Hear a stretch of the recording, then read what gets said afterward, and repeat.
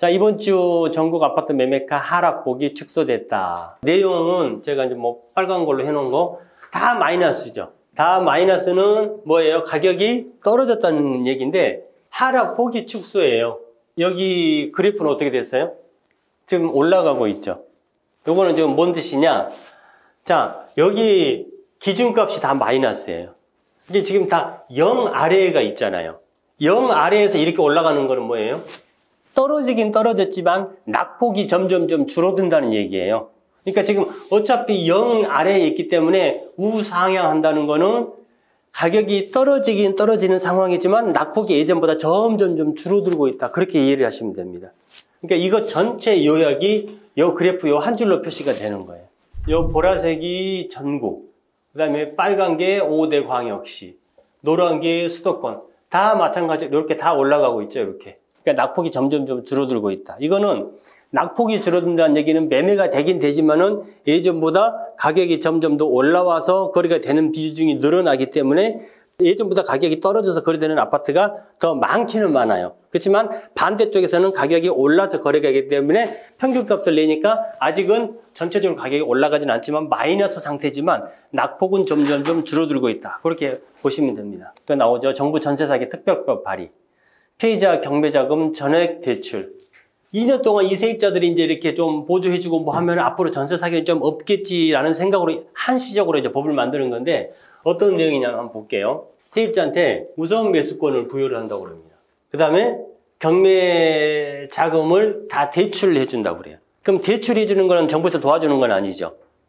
그럼 대출하면 세입자가 그 전에 살던 사람이 세입자가 낙찰을 받아서 대출 다 하면 이자는 내야 되잖아요. 대신에 이제 이자를 요즘에 아파트 담보대출 받으면은 몇 프로죠?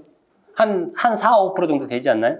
근데 그거를 정부에서 세입자가 낙찰을 받으면 그 금리를 이렇게 1%에서 3% 정도로 저리로 대출을 해주겠다. 정부에서는 선심을 쓴 거지. 지금 4%인데 이자를 3분의 1 정도만 받으니까.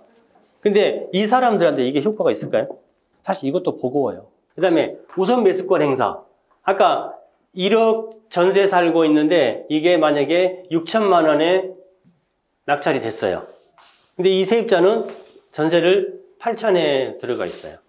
그럼 누군가가 이제 6천에 이 집을 최고 입찰가를 써가지고 낙찰을 받잖아요. 그러면은 피해자 우선 매수권이라는 거는 뭐냐면은 A라는 사람이 6천만 원을 썼잖아요. 그러면은 세입자한테 A가 6천만 원 썼는데 네가 6천만 원을 받을래? 라고 물어봐요. 그러니까 세입자가 받는다고 그러면은 A보다도 세입자가 더 이 집을 우선해서 낙찰받을 수 있는 권리가 생기는 거예요. 그게 우선 매수권이에요. 그 다음에 낙찰금 전액을 1%에서 3% 대출해 주는 거. 그 다음에 이제 또 하나가 취득세가 200만 원까지. 지금 취득세 몇 프로죠? 우리 집 사면. 취득세 뭐 1%, 2%, 3% 있잖아요. 예전에는 3%, 6%, 막 12%까지 있었잖아요. 3주택자가 집 사면 예전에 취득세가 12%였어요. 그럼 지금 취득세가 1%라 그러면 10억짜리 집 사면은 취득세가 얼마라는 얘기예요? 10억이 1%, 1,000만 원. 다주택자가 10억짜리 예전에 샀었잖아요. 그럼 취득세가 몇 프로, 얼마가 돼요? 1억 2천이 되는 거였어요. 그럼 똑같은 10억짜리 집인데 1주택자가 사면은 1,000만 원만 내면 되는데 3주택자가 사면은 1억 2천만 원을 냈었다니까요. 취득세가 그렇게 차이가 많았었어요. 근데 그 1월 7일 부동산 규제 완화하면서 다 이제 원상복구 많이 시켰죠. 그러니까 지금은 취득세가 1%에서 3%예요. 그 주택 같은 경우 제일 비싼 취득세가 3%. 이제 이게 가격에 따라 조금씩은 틀립니다. 그러면은 취득세가 200만 원이라 그러면 1% 잡으면은 2억짜리까지는 세입자가 낙찰을 받잖아요. 그럼 취득세 한 푼 안 내고 집을 세입자 앞으로 이전 등기할 수가 있는 거죠. 그럼 이제 취득세만 안 내는 거고 여기에 이제 주민세 10% 붙잖아요. 그럼 이제 20만 원. 그 다음에 채권. 그 다음에 법무사 뭐 수수료 이것저것. 그래도 한 5, 60만 원은 그래도 들어가긴 들어가요. 그래도 이 200만 원까지는 취득세 면제해 준다고 그러잖아요. 감면이 아니고 아예 100% 그냥 다 면제. 그 다음에 재산세도 3년간은 최대 50%까지 면제. 뭐 머리를 많이 써가지고 좀 많이 내놓기는 한 것 같아요. 근데 이게 이제 그 전재산 세입자들은 전세보증금이 전재산이잖아요. 그거 잊어먹은 사람들한테 이게 얼마나 효과가 있을지는 모르겠어요.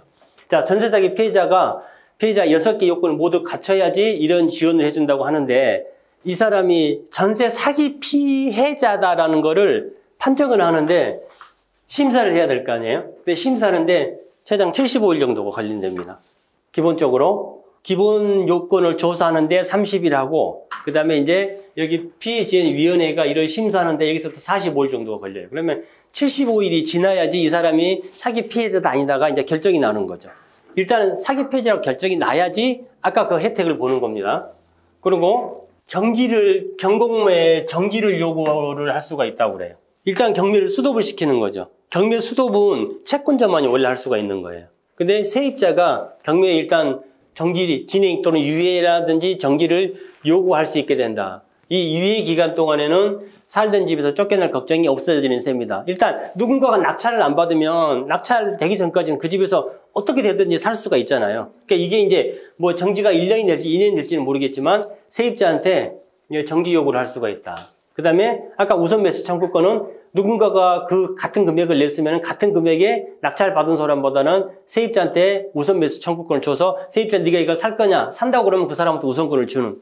자, 그거 있고요. 또 그 세입자가 살고 있는 집을 LH 여기서 우선 매수해가지고 집 주인이 이제 토지공사가 되는 거죠. 그리고 세입자가 이제 이 토지공사가 집 주인인 집에서 조금 싸게 사는 그런 방법도 있고, 그 다음에 이제 이렇게 그 기간 동안 쫓겨나는 일을 막을 수가 있다고 하는데, 지금은 경매가 되게 되면은 여기 그 예가 나오죠. 지금 어느 집주인이 100채를 보유하고 있는데 이 사람이 10억을 세금 체납을 하잖아요. 그러면 100채에 10억을 다 압류를 다 걸어요.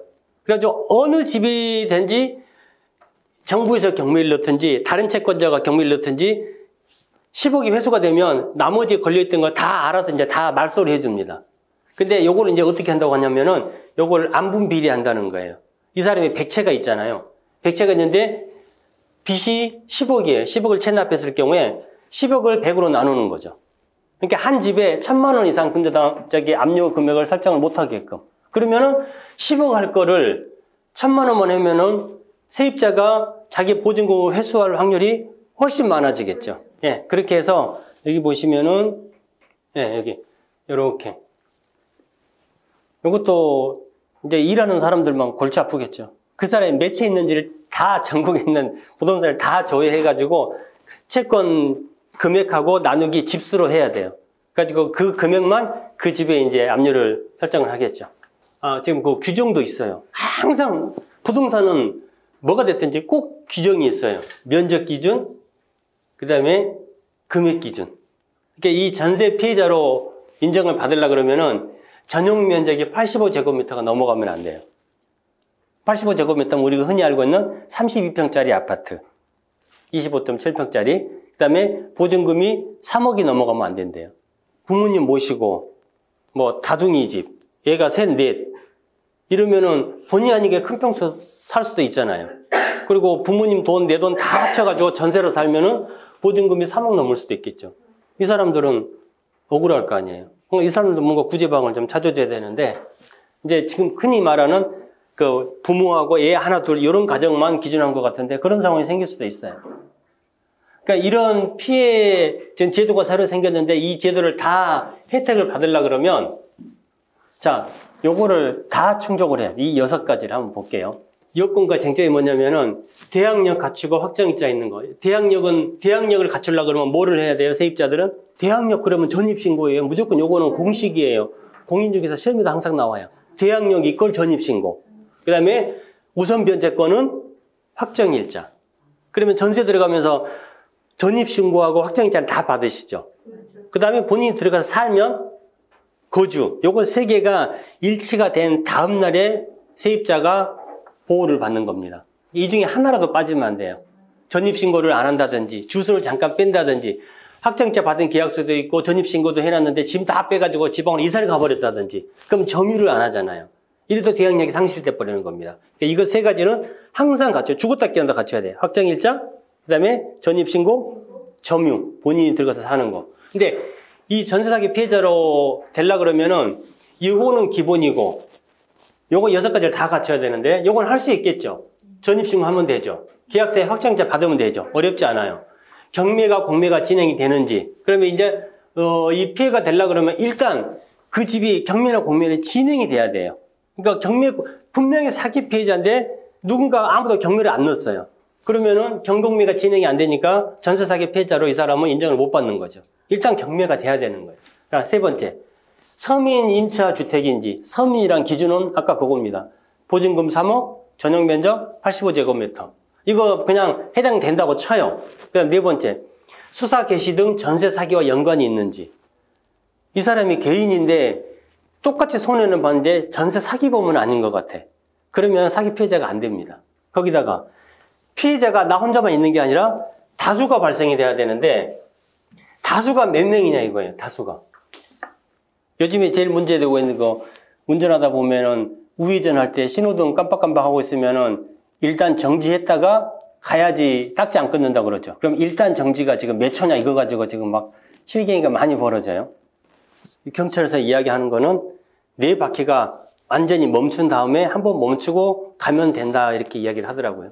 좀 애매모호하죠. 그 다음에 보증금 상당액을 못 받을 경우가 있는데 보증금 상당액이라는 게 얼마가 상당액이라는 거예요. 1,000만 원이에요? 1억이라는 거예요. 아니면 몇 프로라는 얘기예요. 이거 6가지를 다 채워야지 전세 사기 피해 지원을 받을 수가 있는 거예요. 그러니까 세입자들이 뭐라고 내놓긴 내놨는데 하나도 안 와닿는 거죠. 내가 피해자가 다수인지 상당하게 못 받는 거지. 이거 아까 30일 플러스 45일 해가지고 최장 75일 동안 심사를 거쳐야 된다고 그랬잖아요. 거기서 심사에서 탈락하면은 이런 아까 그런 혜택 지원 제도를 하나도 못 받는 거지. 좀 답답하죠. 법이라고 해서 만들어 놨는데.